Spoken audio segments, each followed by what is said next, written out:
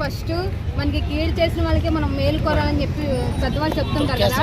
జగన్మోహన్ రెడ్డి గురించి ఎంత నెగిటివ్గా మాట్లాడినా, ఎంత కించపరిచినా, ఏం చేసినా సరే తను మంచి పవన్ కళ్యాణ్ త్వరగా కోలుకోవాలని చెప్పడం అనేది నిజంగా మా జగనన్నకు ఉన్న మంచి హృదయం ఎవరికీ లేదు. కంపల్సరీ మనకి ఎంత కీడు చేసినా, ఎంత వాళ్ళ ఫ్యామిలీ సెంటిమెంట్ లాగినా సరే పవన్ కళ్యాణ్ త్వరగా కోలుకోవాలి, జనాల్లోకి రావాలని చెప్పి మేలు కూడా కోలుకోవడం అనేది చాలా గొప్ప విషయం. కాబట్టి అందులో మన చంద్రబాబు నాయుడు కూడా పుట్టినరోజు శుభాకాంక్షలు జరిపారు. మన జగన్మోహన్ రెడ్డికి పుట్టినరోజు జరిపారా? మొన్న అంతకుముందు జగన్మోహన్ రెడ్డి గారు దెబ్బ తగిలితే నిజంగా దెబ్బ తగిలిందా లేకపోతే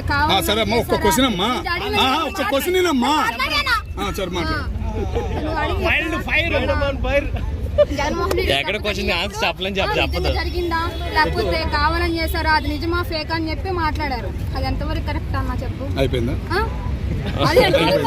కరెక్ట్ కాదు కదా. బాగుందో లేదో అది ఏందో వాళ్ళకి తెలుసు. అయినా కూడా జగన్మోహన్ రెడ్డి గారు ఎందుకు చెప్పారు మంచిగా ఉండాలి, వాళ్ళ హెల్త్ ఖరాబ్ కాకూడదు, కోలుకోవాలనే కదా చెప్పింది. ఎవరు మంచి హృదయం అంటే ఇన్ని రోజులు తిట్టుకొని కలిసి ఇప్పుడు జగన్మోహన్ రెడ్డి అంటే చెరగొడుతున్నారు. వాళ్ళ మాటలనే చంద్రబాబుని తిడుతున్నాడు, పవన్ కళ్యాణ్ తిడుతున్నారు. జగన్ గారు లేకపోతే అంత అలవాట్లు లేవు, తిట్టే అలవాట్లు లేవు అంటున్నారు. నిజమేనా? ఇప్పుడు వీళ్ళందరినీ తిడితే వాళ్ళందరినీ తిట్టాలి. మన జగన్మోహన్ రెడ్డి ఫ్యామిలీ గురించి ఎందుకు లాగుతున్నారన్నా? ఇప్పుడు ఎమ్మెల్యేల వల్ల తిడుతున్నారని చెప్పి అన్నారే, మరి ఎమ్మెల్యేలు తిట్టచ్చు కదా. జగన్మోహన్ రెడ్డి గారి ఫ్యామిలీ గురించి ఎందుకు లాగడము? అది కరెక్ట్ కాదు కదా.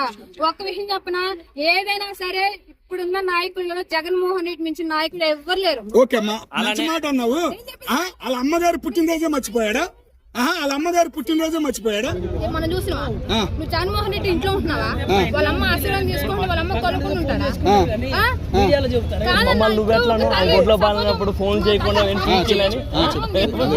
వీడియోలు పెడితేనే ఫోటోలు పెడితేనే తల్లి అవుతుందా? దగ్గర ఆశీర్వాదం చేసుకొని ఉంటే తల్లి కాదా? ఏం మాట్లాడుతున్నారని మీరు? ఫోటోలు పెట్టి వీడియోలు పెట్టి మా తల్లి అది ఇది అని చెప్పుకుంటేనే తల్లి అయిపోతుందా? పక్క నుండి రెండు ప్రేమగా మాట్లాడి ముద్దులు పెట్టుకున్నా తల్లి అవుతుంది అన్న.